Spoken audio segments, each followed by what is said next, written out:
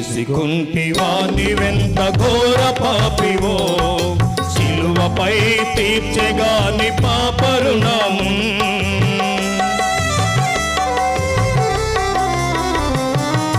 తెలిసికుంటివా నీవెంత ఘోర పాపివో, సిలువపై తీర్చెగా నీ పాపరుణము.